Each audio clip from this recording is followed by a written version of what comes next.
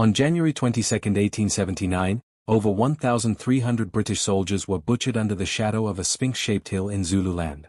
But the slaughter didn't begin with bullets or spears, it began with a cursed artifact pulled from the blood-soaked earth of Isandlwana, an object so macabre that the soldiers who touched it whispered it carried the wrath of the dead.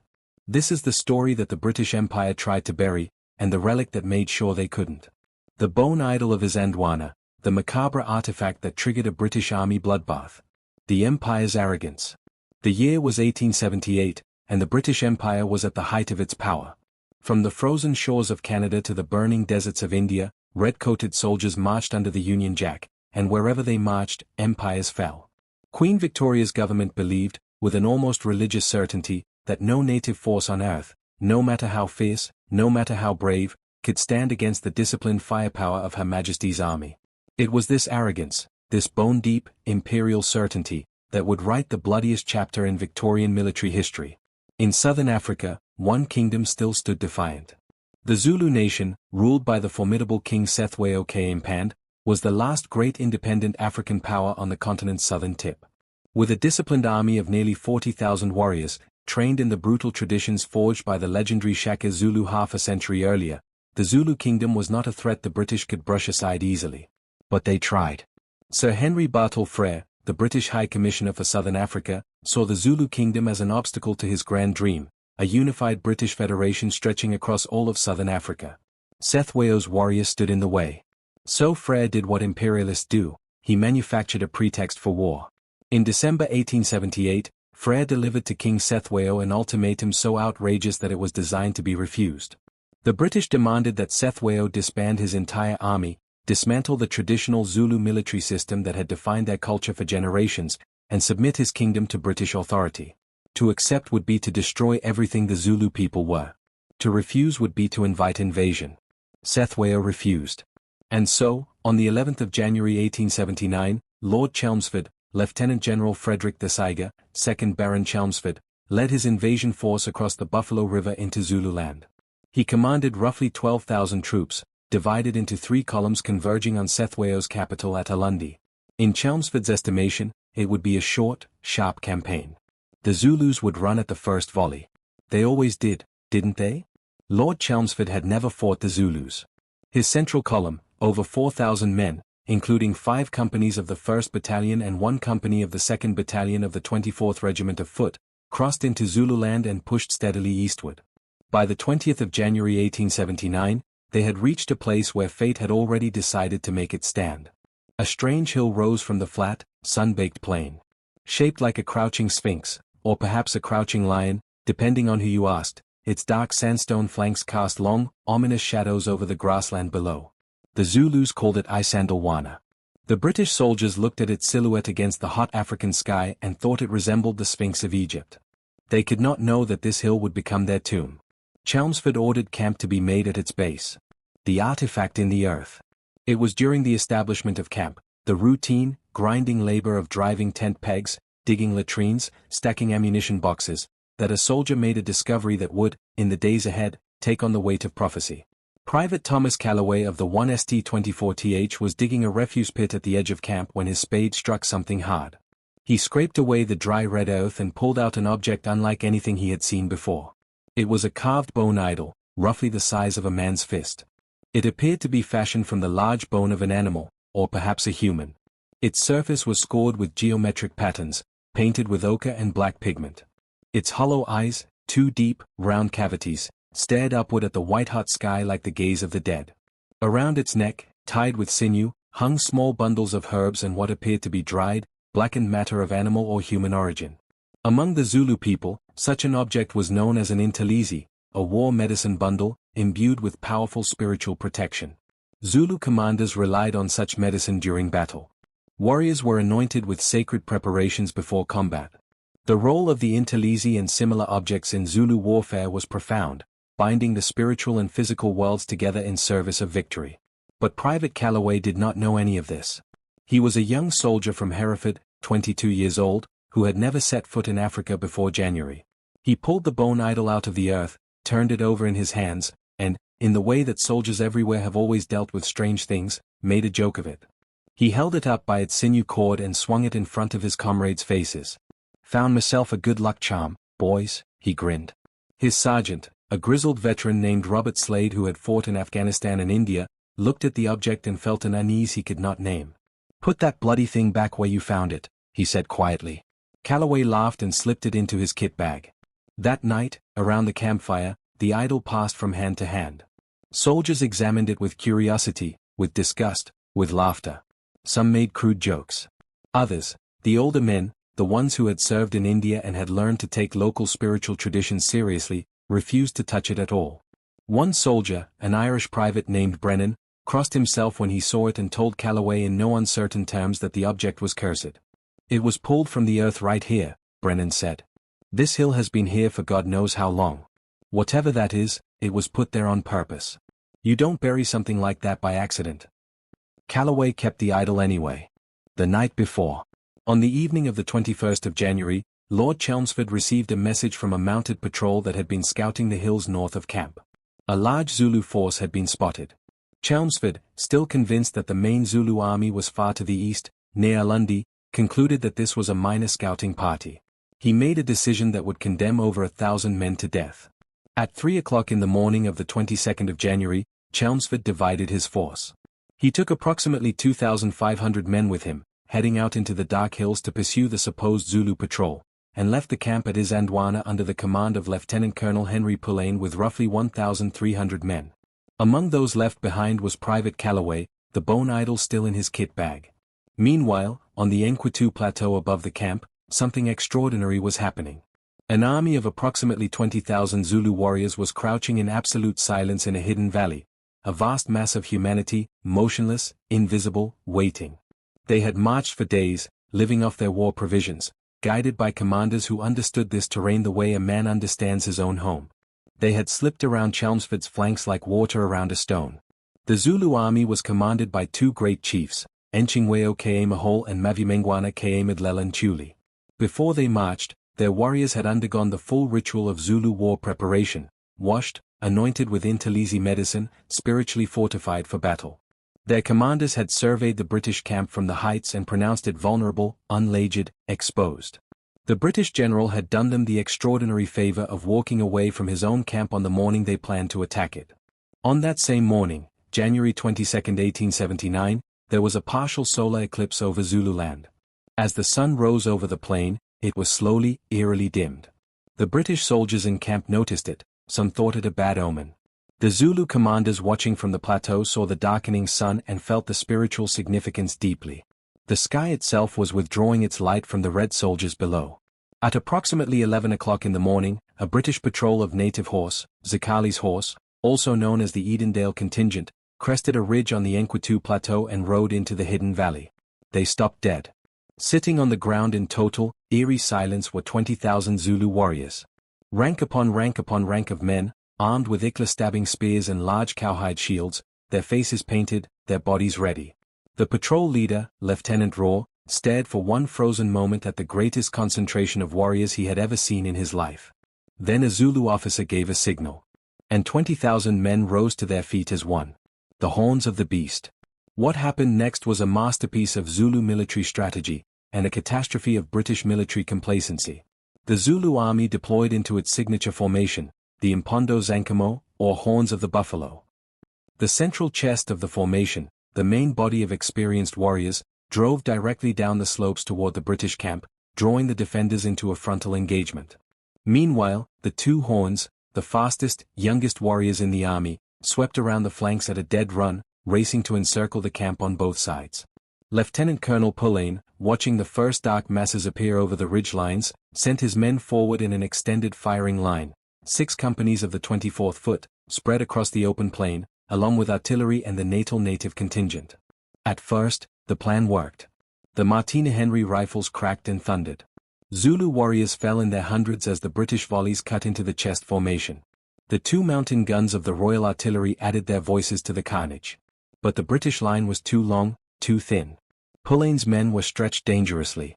Colonel Anthony Durnford, who had arrived at camp that morning with additional troops, rode out with his command to try to stop the right horn of the Zulu advance.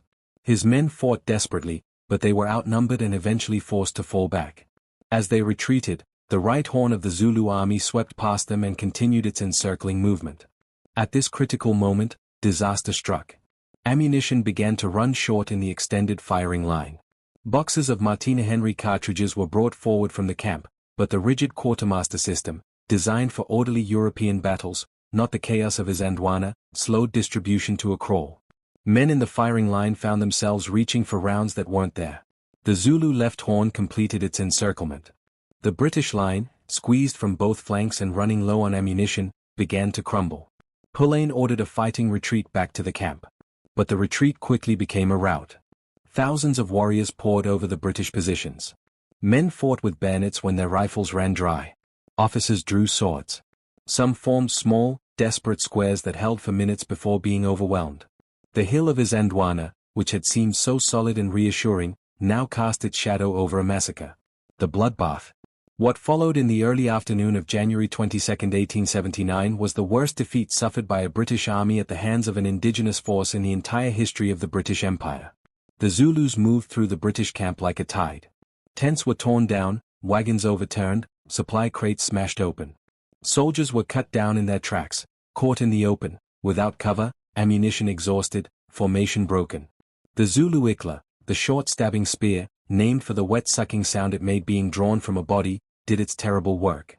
The Zulu cultural belief held that the spirit of a dead man who had not been opened would haunt and torment the warrior who killed him. To prevent this, fallen enemies were ritually eviscerated, a practice that horrified the British but carried deep spiritual significance for the Zulu. When British soldiers later returned to the battlefield months afterward, the condition of the remains was so disturbing that many reports were classified or quietly shelved. Those who escaped did so by sheer luck and desperate riding. Horace Smith Dorrien, a young lieutenant who would go on to become a general in the First World War, outran the warriors on horseback. A handful of officers and men crossed the Buffalo River at a drift that would forever after be known as Fugitives' Drift, named for the fleeing survivors. Among those who did not escape was Private Thomas Calloway. He was found weeks later, or rather, what remained of him was found, near the refuse pit where he had first dug up the bone idol.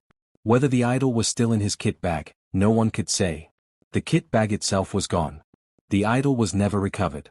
By late afternoon, when the guns had fallen silent and the Zulu army had withdrawn with its own terrible casualties, between 1,000 and 2,500 warriors killed, the battlefield of Isandlwana held over 1,300 British and Allied dead. 5 companies of the 24th Foot had been annihilated to the last man. The camp was destroyed.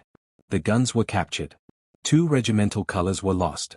When Lord Chelmsford returned to the camp that evening, having spent the day fruitlessly chasing phantoms in the hills, he marched his exhausted men back toward the sound of silence. Smoke drifted over the ruined tents. Fires burned among the debris. The sphinx-shaped hill looked down on the greatest disaster the Victorian army had ever suffered. The artifact's legacy. News of Isandlwana reached London in February 1879. The effect was seismic. Queen Victoria was reported to be deeply distressed. Parliament exploded in recrimination. The British public, which had absorbed colonial victories as a matter of course, could not comprehend how a native army armed primarily with spears had destroyed a battalion of the British Army. The press was merciless. Chelmsford was excoriated in the papers, even as he struggled in southern Africa to retrieve the situation. But within the army, among the soldiers, the officers, the veterans who had been there or who talked to the survivors, something else circulated. Stories. Whispers. The kind of talk that soldiers engage in when they are trying to make sense of the senseless. The bone idol story spread. Soldiers who had been at Isandlwana told the tale of Calloway's discovery to anyone who would listen. Each retelling embellished it slightly. By the time the story had circulated through the regiments, the idol had acquired a full supernatural biography. It was a war idol of the great Shaka himself, buried at Isandlwana as a spiritual landmine, designed to corrupt the courage of any invader who disturbed it. The men who had touched it had died. The men who had laughed about it had died. Only those who had refused it, the older soldiers, the Irish private who had crossed himself, the sergeant who had told Calloway to put it back, had survived. This was, of course, a story that human minds create after catastrophe. We look for meaning in disaster. We create narrative order out of chaos.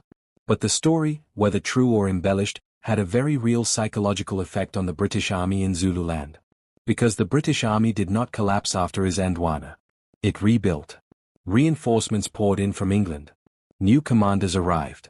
Lord Chelmsford, desperate to restore his reputation before he could be replaced, drove his rebuilt army forward with a savage, controlled fury. The battles that followed were fought with a ferocity that went far beyond the demands of military strategy. At Kambula in March 1879, a British force under Colonel Evelyn would decimated a Zulu army in a brutal set-piece battle. The British pursuit of fleeing Zulu warriors after Kambula was so relentless and merciless that even officers who participated in it later wrote uncomfortably about it in their memoirs. At Jinjindlovu in April, another Zulu force was shattered. At Ulundi in July, Chelmsford's rebuilt army finally shattered the Zulu military power in a devastating square formation battle. The Zulu War was over. The British had won. But they had won with a fury that historians have long attributed, in part, to the psychological trauma of Isandlwana, a fury that some in the army openly connected, in their private letters and diaries, to the stories of the cursed idol, to the need for revenge, to the sense that something dark and wrong had happened beneath that sphinx-shaped hill and demanded to be answered in blood. The aftermath and the mystery. In May 1879, the British sent burial parties back to Isandlwana. What they found was the stuff of nightmares. The dead had lain exposed for nearly 4 months. Scavengers, both animal and human, had disturbed the remains. Skeletons were scattered. Bones mixed with bones. War correspondent Archibald Forbes of the Standard, accompanying the burial party, wrote one of the most harrowing dispatches in Victorian journalism: a field of scattered bones, toughened leather skin clinging to remains, the remnants of an army dissolved back into the African earth. The burial parties did their grim work, collecting remains into mass graves marked with white-painted cans that stand at Isandlwana to this day. But among the wreckage, searchers also found Zulu artifacts, war medicines, ritual objects, items abandoned in the chaos of battle. Some were sent back to Britain as trophies or curiosities. Others were quietly destroyed. No one ever found the bone idol that Callaway had dug from the earth. Some researchers, decades later, would speculate about what the object actually was. The most likely explanation is that Isandlwana, with its distinctive shape and prominent position on the landscape, had been a site of ritual significance for local Zulu and pre-Zulu peoples for generations. Ritual objects buried at such sites were not uncommon, placed there to consecrate the ground, to communicate with ancestral spirits, to mark boundaries between the living and the dead. If such an object existed, if Callaway's story is true and not a campfire invention, then what he pulled from the earth was not a curse planted by enemies. It was, rather, a piece of the living spiritual world of the people whose land the British had invaded. It belonged to the earth. When it was disturbed, something was disturbed with it, not through supernatural agency, perhaps, but through the simple, terrible logic of cause and effect. An army that marches into another people's sacred land, that digs without asking, that laughs at what it cannot understand, has already made a series of choices that lead toward disaster. The bone idol, real or mythologized, became a symbol for all of that. The battle that changed everything. The Battle of Isandlwana changed the British Army forever. In its aftermath, regulations were rewritten. Chelmsford's own field manual was revised to make the lagering of camps, the protective circling of wagons, mandatory. Intelligence gathering was overhauled. The arrogance that had sent 1,300 men to their deaths in an undefended, unfortified camp against an enemy they did not respect was, at least partially, addressed. The Zulu War itself ended with a British victory, but it was a Pyrrhic and troubling one. King Cethwayo was captured, brought to Britain, and famously became something of a celebrity. Victorian audiences, confronted with the dignified, intelligent reality of the man they had been told was a barbaric savage, were uncomfortable with the cognitive dissonance. Cethwayo was eventually restored to part of his kingdom, where he died in 1884. The Zulu kingdom was broken, partitioned, and eventually absorbed into the British colonial system. But the victory felt hollow. The men who had died at Isandlwana died in service of a war that the British government itself had not authorized, a war started by a colonial official who acted without mandate, against a king who had done nothing to provoke it. And the hill of Isandlwana still stands. Sphinx-shaped, silent, watching the plain below. White cairns dot the grass at its feet, markers for the mass graves of men who came from another world and never returned to it. Local Zulu guides who take visitors to the battlefield today speak of the hill with a reverence that goes beyond the military. They say the spirits of both the fallen British soldiers and the fallen Zulu warriors remain at Isandlwana. They say that on certain nights, when the wind comes off the Enquetu Plateau and the stars are clear and bright, you can hear something in the grass that sounds almost like the drums. Whether you believe in curses or in simple human tragedy, the bones of his Andwana tell the same story. An empire marched in with certainty. A people stood their ground with courage. The earth swallowed them all. And somewhere beneath the red African soil, perhaps, a carved bone idol with hollow eyes still stares upward at the sky.